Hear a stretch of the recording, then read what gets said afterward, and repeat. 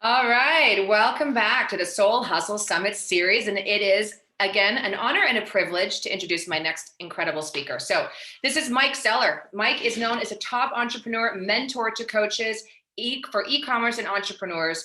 And Mike has had a hand in starting and owning 16 plus multiple industries, including tech, real estate, fashion, digital. Holy crap. High level entrepreneur masterminds and coaching. If anyone knows a thing or two about sales, selling, scaling, making money, this is your man. Mike, welcome to the show. Adrian, always a pleasure connecting. Love the joy and the excitement and enthusiasm that you show up with life, and cannot wait to dive in. So, Awesome. money and our relationship with money is one of the most important things we could ever work on. So, can't wait to dive in. Oh my God. Yeah, money. Okay, so that is our topic of conversation today, money and our relationship with money. This is something like for me, having grown up in a single mom household with a lot of scarcity stories, and then being a single mom myself, it's been a slow level up for me. It's taken me, like, I look at, 20, 30-year-olds who are hitting like the $1 million marks, and I think, oh my gosh, what is the block that prevents you from getting to that next level? It's taken me forever, and I still feel like I'm doing it, like I'm limping into my $1 million mark. So talk to us about Mhm. the psychology of that. Well, it starts with basically our birth patterns and how we developed a relationship with money in the beginning with our parents, with their identity, what their relationship with money was and is, if they're still around. Um, because what happens is energetically we're imprinted. It's almost like Mm, they just leave a mark. And mm, it's mm. even on the quantum physics level. One of the cool things that I learned recently. Have you heard of phase entanglement? No, but you are so speaking my language right now. I could like go on and on with a story, but no, I'll shut up. It's really hard for me to be quiet. But yeah, no. So in the quantum physics level, there's this thing called phase entanglement, which is where two or more particles collide. As they collide together, they actually leave a piece of each other on each other as they bounce off. So at the atomic fundamental levels of reality, boom, Hmm. hey, I collide with you. You leave a piece with me. Hmm. I leave a piece with you. Hmm. Hmm. So that's what's happening at birth. And even one of the crazy things that happens is, so my wife is pregnant with our first child. We're having a girl. So her name will be Sonnet. Sonnet, she has eggs that are being made in her womb. Hmm. So whatever is happening in my wife's life right now, any stress factors, any energy, any feelings that she still has, or traumas, or wounds, or stories, those are being imprinted on Sonnet, but also in Sonnet's eggs. In Sonnet's eggs, some of those will be our grandchildren. Hmm. Hmm. Hmm. So it's being passed down, like we say, generational curses Yeah, it's or things like terrifying. that. Yeah. I had this revelation one day. My mom did some energy work on me one day, and she moved this kind of a block that she felt on my shoulder, and I Mm, literally hit the floor in mm, fetal position, sobbing. mm, And I'll make a long story short, I realized that it was, she asked me, what can you name that? And I said, it's Bob, like it's my dad. And mhm. I made a declaration at that moment. Like, I'm like, I have my own shit to deal with. And now I realize I'm dragging everyone else's. Like, I was going to free and clear myself from all limiting blocks and beliefs in that moment. Yeah. It was Love it. powerful. So good. So good. Exactly. And that's what we gotta do, that deep work. Mhm. And that's where it begins. We can do incantations, we can do a lot of these other things, but if we don't do that deep work Deep to work. begin, Hmm. yep. And so I'd love to walk everybody through a quick presentation around rewriting your money story from the money story you have to the money story you want. Deal? I'm in. All right. All right. Let's pull it up. Screen sharing is disabled, so Oh, we will okay. have to get approvals. But while she works on that, some of the things I want you guys to ponder as you are watching this, and as we go deeper into the money story side of things, one of the things you want to think about. So this is one of my brands, Symposia, Mastermind for the Successful Expert. So Originally comes from Socrates in the ancient Greeks, who talked about how to know thyself is the beginning of all wisdom.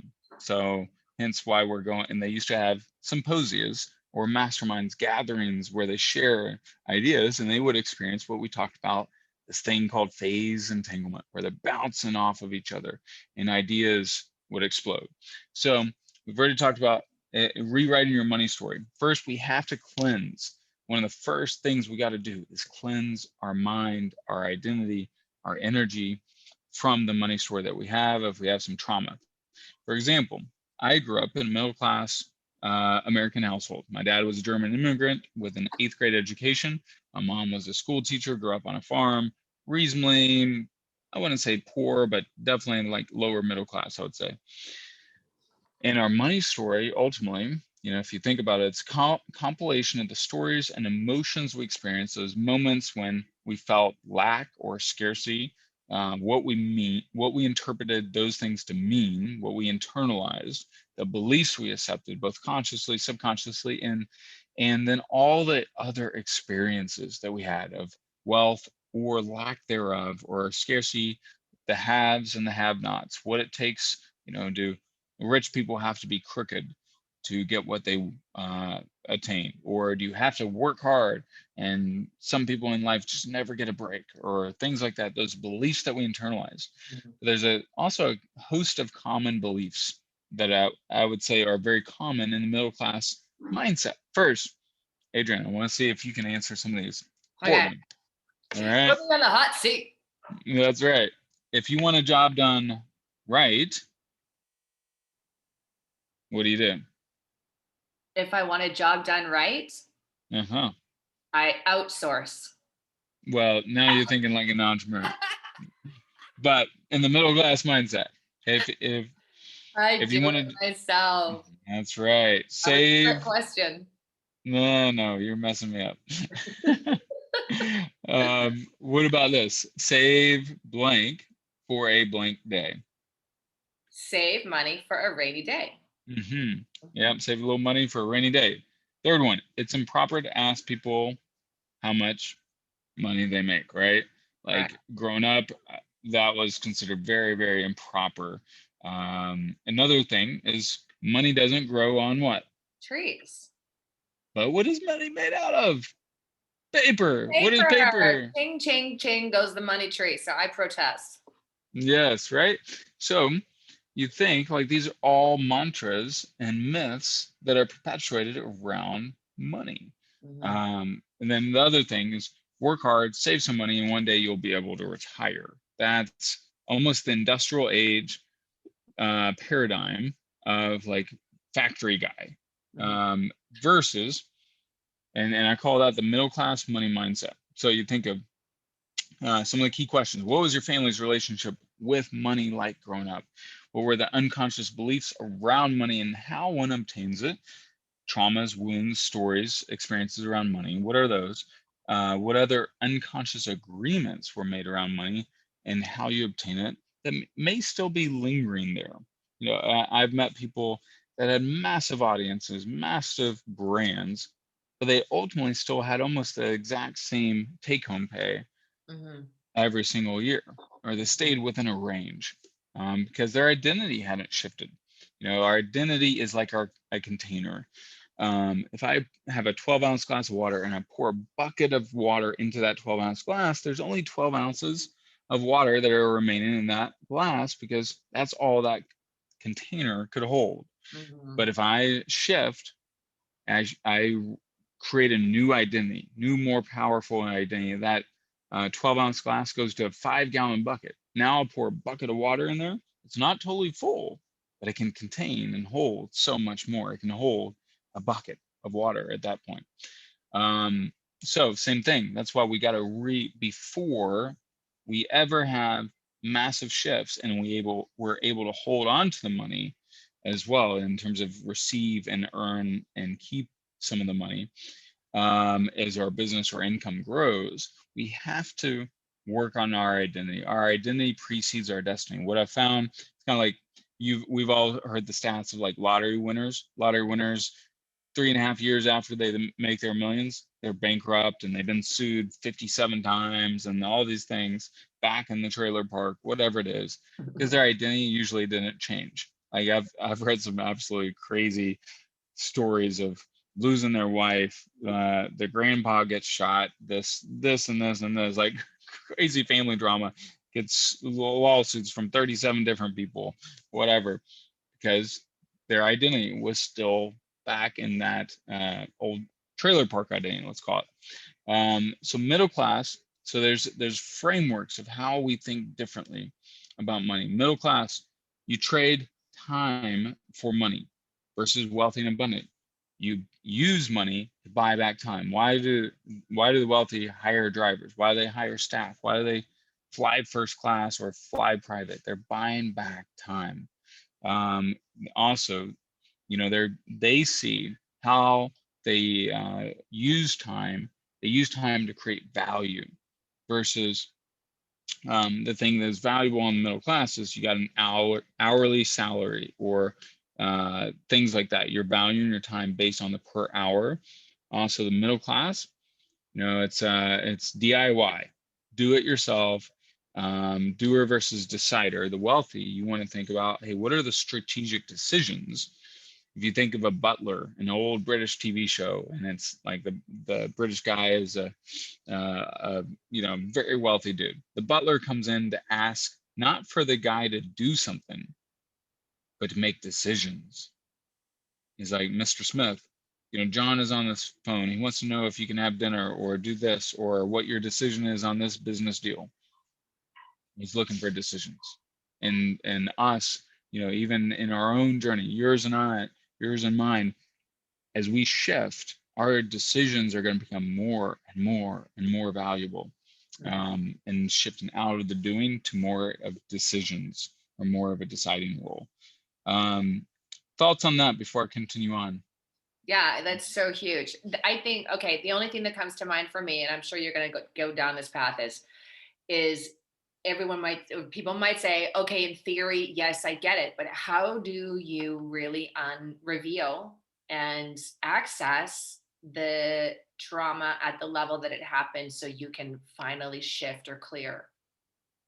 Yeah, good question. We'll cover some of that, but the simple answer is, as you do some of these exercises that I've laid out here, you guys will all get the worksheets for free.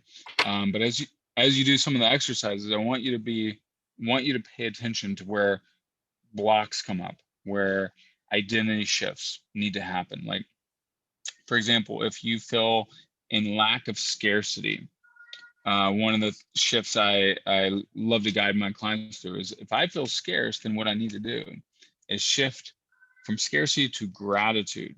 So literally take out a gratitude journal and just make as big of a list of gratitudes as you can. Like, go nonstop for an hour.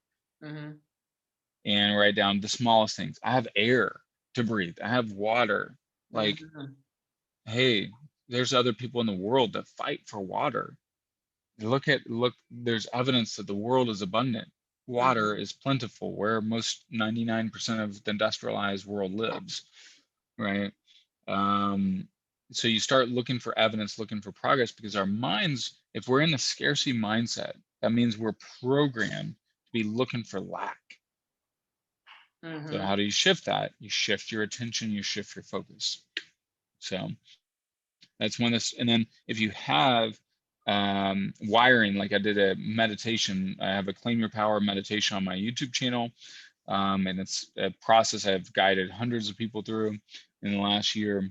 And I've seen people release traumas around rape or brokenness, things like that, Mm-hmm. or money story limitations. I had one client 2 hours later, after we did it, get a $15,000 bonus check from a nonprofit. Yeah. So Awesome. Yeah, it's super powerful, but you've gotta open your mind to go there. Like, you've got to dig deep, go internal, ask the subconscious voice. yep. So I'm going to blow through a few more of these. Mindset and energy, relationship with failure, middle class mindset. Mm. Guess what? We want to avoid failure at all costs. Mm-hmm. Failure. What happens if you fail in school or you fail in this? that brings shame to you, right? Keep it Versus, small too, right? yeah, yeah, versus wealthy. Sarah Blakely. Do you know Sarah Blakely's story? What her dad would ask her every night at a dinner? No, this is, oh, Spanx. Yeah. Yeah. Yeah. No, I didn't hear this story. Her dad would ask her and her brother, what did you fail at today?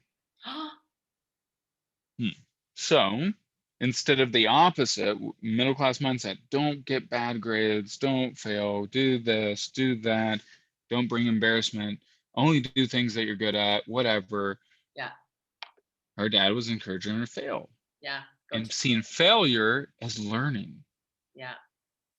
I know. This is so true. It's the opposite mindset. We should be aiming to fail as much as possible to move forward. Mm-hmm. Exactly. And the next one, concept of leverage. Middle class, their leverage is themselves more often than not.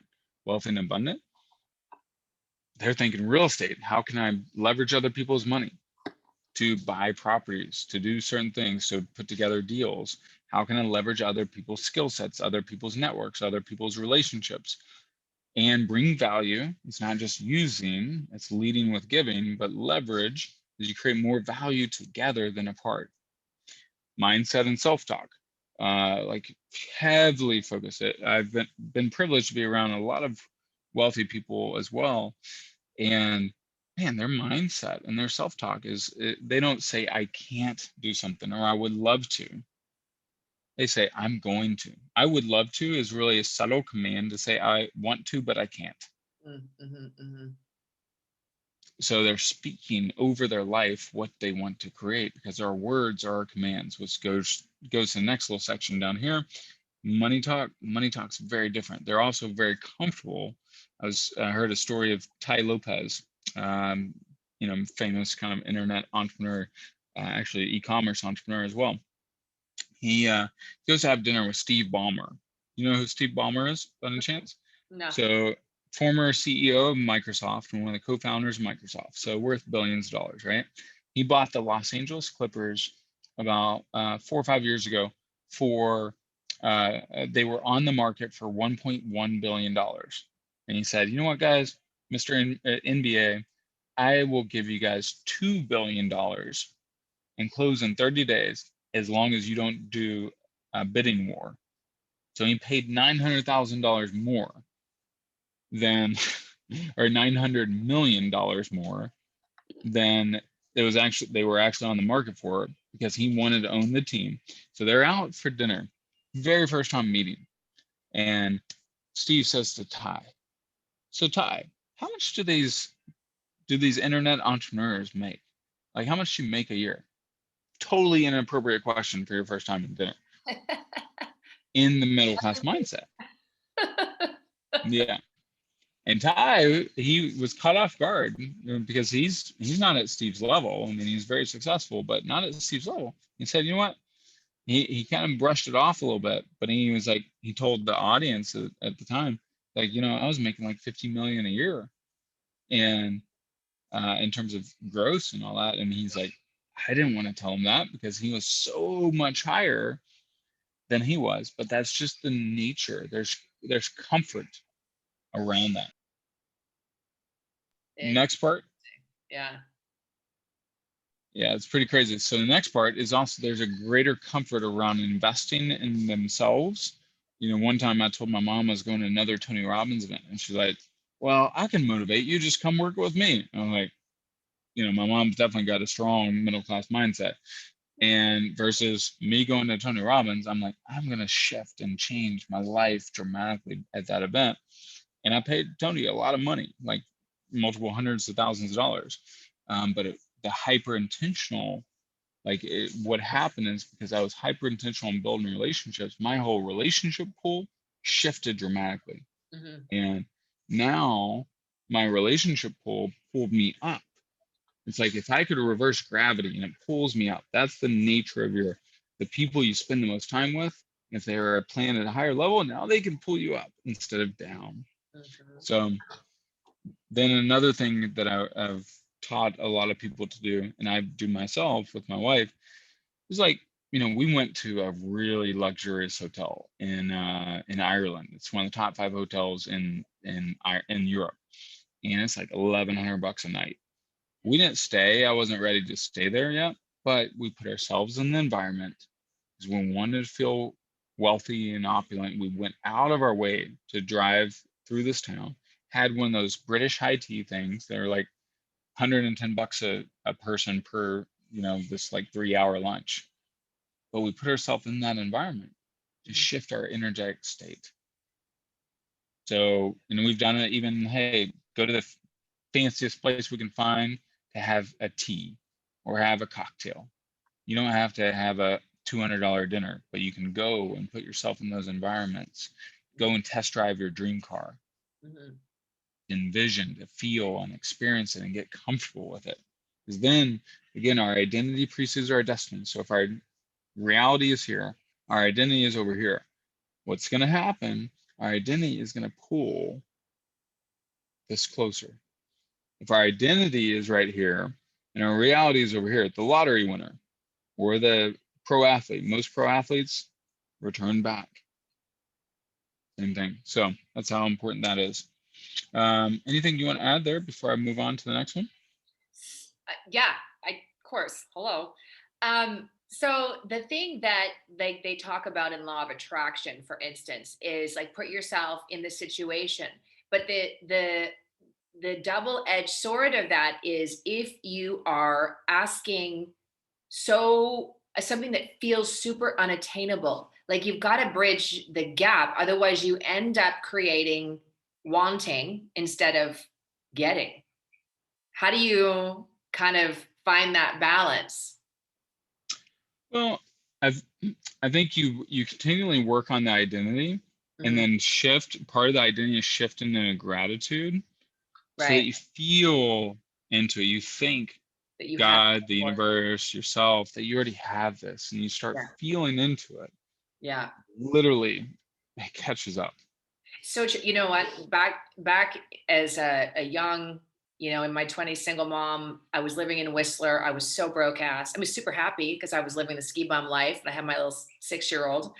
And I remember being so broke after the Olympics. I lost my business because there was like this Olympic vacuum right on the heels of 2009. The big economy crash, and my business was going under. And I remember I would get up like at 4 a.m. every morning and meditate.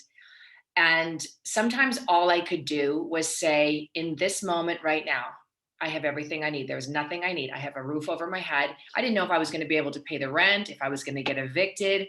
I have food in the fridge and my child is safe and healthy.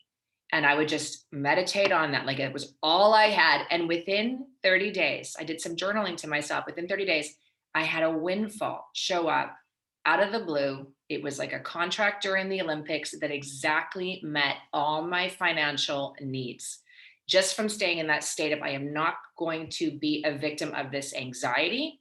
I'm going to stay in a state of gratitude and appreciation because I know that's where the magic happens. That's my point of attraction. So yeah, I totally hear what you're saying. Love that. So true. And you stated your identity eventually manifested and like who would have you would have never been able to predict like where that was going to come from. It came And so it's out of the just blue. I could not have orchestrated it if I'd have tried. yeah, Like it was so exactly. random. Yeah, it was a random meeting and Hmm. someone was on the phone and they were like, "Hey, I'm looking for someone." And I was just happened to be sitting there. Love it. So Yeah. good. Yeah.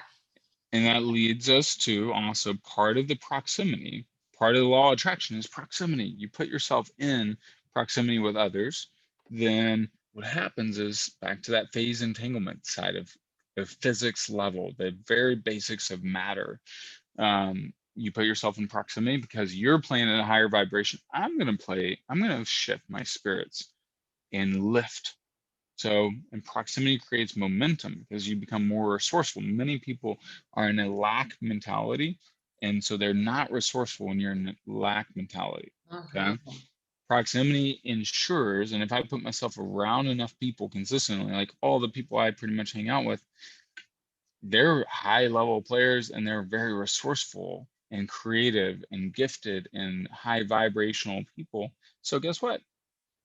It's there's nowhere for me to go except stay there. I will be a fish out of water. I'll be oil and water if I'm opposite. It's not going to feel right, and the environment is naturally going to want to pull me up. So that's why it's also okay, guys, is we're working on our money story for the good of ourselves, for the good of the people that we're impacting. It's our responsibility and duty to put ourselves in better, higher level environments and relationships. And sometimes we might have to cut ties or reduce exposure to others that aren't in that same track. If that makes sense. So um, because you want to ride the waves. It's so much easier to ride, to go down river than to go up river. And same thing in our identity. All right. So we'll keep going here.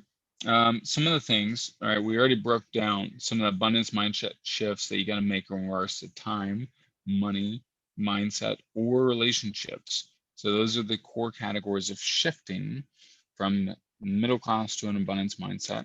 The next one, I want you guys to think about, and this is why there's going to be a worksheet with this, is what are the thoughts you want to eliminate? Like actually do this work, guys. There's a reason that the great classic, it's called Think and Grow Rich, not do and grow rich, not work hard and grow rich, not grind and grow rich, not try hard and grow Hustle rich. and grow rich. Yes. All right. It's think. So if you actually think and create space, work on this, like go through what are the things I want to eliminate in regards to time, my myth, my stories around time, around money, around mindset, around relationships. What are the things I'm going to add in regards to time, money, mindset, or relationships? Do a new abundance declaration. Another key thing in these declarations, write them in the powerful present tense. You think of top athletes, Muhammad Ali, one of my favorite examples. Muhammad Ali didn't say, I'm going to try to become the greatest. I hope to become the greatest. He said, I am the greatest. Before anyone else recognized him as that. He said that before he ever won the heavyweight championship of the world. He had a whole poem. He wrote about it. He had a whole abundance declaration that he wrote. In fact, I'm going to send you the link for that to put in the presentation because it's a beautiful poem. Hearing him share that and speak that over people's lives is epic. So, all right, let's keep going here. All right, so we've already got that. Let's see. I think I should have one more slide there. Nope, that is it. So I am also going to hit on one more story. And this is the story of Acres of Diamonds. You familiar with Acres of Diamonds? I want acres of diamonds. All right. So it's a real story. We Yes, all please. do. Yes, it's coming. Every girl's dream, right? Acres Right. of Diamonds. So I'm going to pull this up here, and this will be in the worksheet too. But, all right. So you've probably heard of De Beers, right? Yeah. Okay. So back in the 1800s, this guy inherits a farm. He inherits this farm, and it's during the diamond craze where everyone is in search, like the gold rush in America and San Francisco. Inherits this farm, and he's determined to strike it rich, to capitalize on the diamond craze in South Africa. He goes from plot to plot, buying up these 30 by 30 plots of land that you would dig on where some diamonds had been found nearby. Strikes out, strikes out, strikes out, keeps striking out. Strikes out enough times that eventually he has to come back to his hometown and sell his family farm to pay off all his debts. Shortly thereafter, he drowns himself in a river. This is a true story. Drowns himself in a river, 1800s, late 1800s. The new owner has a friend over. The friend sees a rock on his mantle. And he's like, I don't know their names, but he's like, Steve, I think there's a diamond in this rock. And it turns out there was one of the largest diamonds in the world ever found at that time inside that rock. And he's like, Steve, where did you freaking find this rock? And Steve's like, hey, our whole stream bed is littered with these freaking things. Oh my Turns out he was sitting on what became known as the Kimberley Diamond Mines. You can see it right there, which I found out recently, was the foundational farm, the farm that was initially built or bought and became part of the De Beers Diamond Mine, De Beers Diamond Corporation. They controlled this farm. It's called the Kimberley Diamond Mine. You can see 1872. So the story doesn't end there though. So obviously this was a super lucrative farm, and this farmer that was part of the diamond craze was sitting on literally acres of diamonds a whole freaking time. Crazy. I'm depressed now. What is the moral of this story? The poor guy. No, the poor guy. Like I feel you, but we could be sitting on acres of diamonds. So we got to hunt. Now this is where the story doesn't end. Russell Conwell, he's a minister. He hears about this story. He's a lawyer turned minister. And one day at church, he has this young man comes to him. He's 16 years old, very talented young man. And he's like, Dr. Conwell, I really want to go to college someday. I want to make it. I want to make something of myself. But I come from nothing. I could barely make it to school right now, but I did my homework. I really became a learned man for my social status.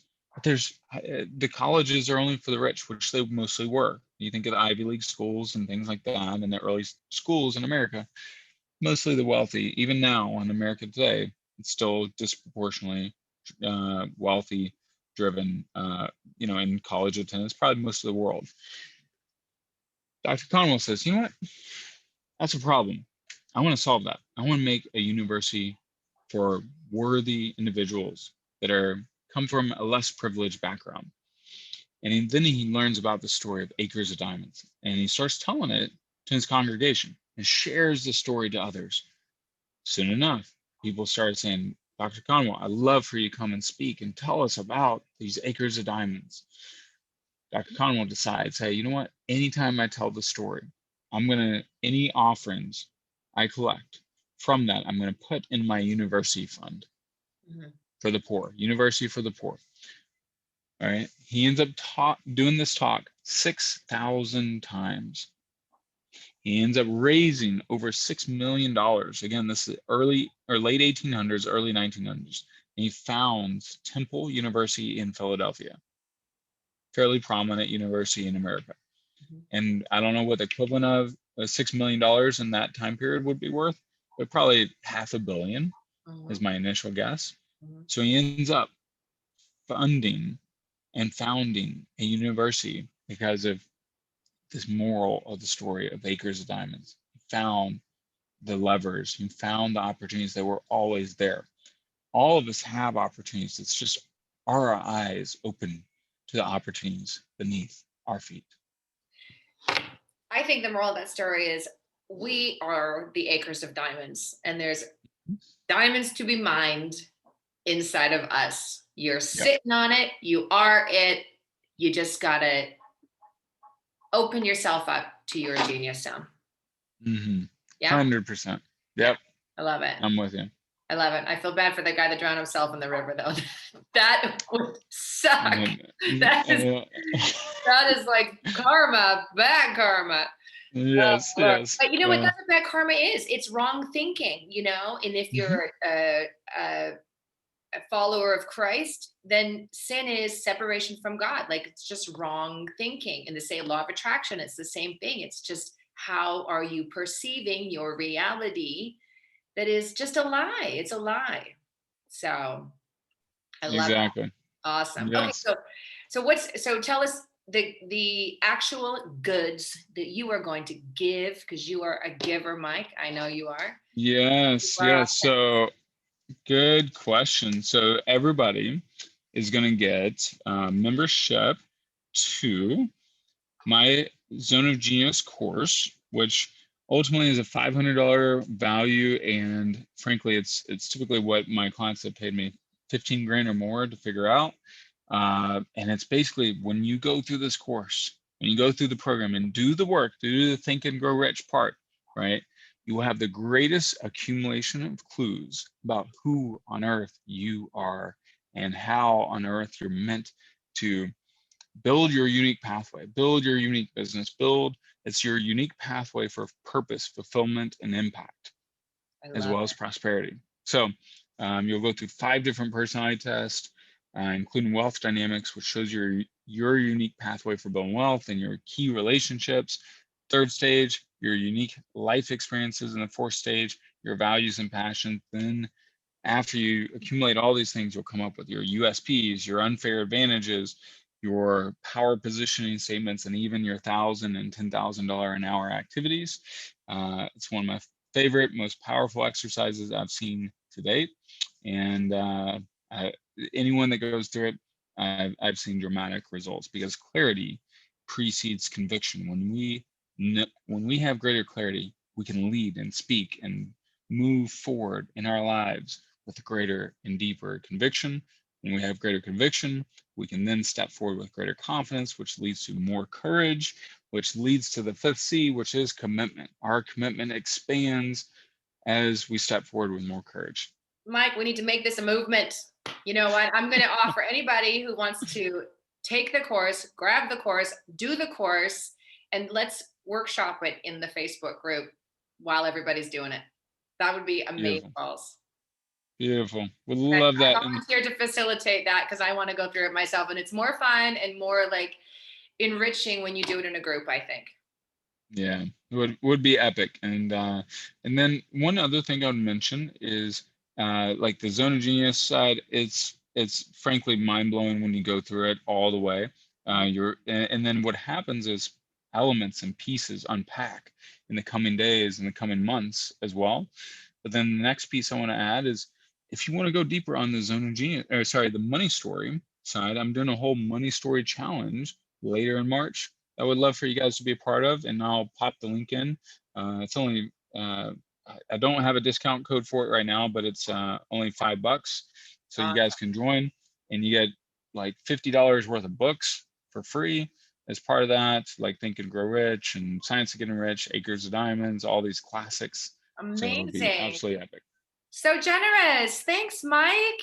Yeah, my pleasure. So you guys make sure you jump into the Facebook group, because I'm going to expand on Mike's offer here from the 7-Figure Selling Strategies Facebook group. And then we'll expand on that and create a whole new group just to do the, what's the title again? The Prosperity Challenge is what the final title will be. And the Zone of Genius. Oh yeah, Zone of Genius. Yeah. Awesome. Okay, beautiful. Okay, well, go cook your expecting wife some dinner, rub her toes, take care of her. Thank you. I will. Pleasure connecting as always. Look forward to much, much more. Thanks, Mike. We'll talk to you later. Thank you.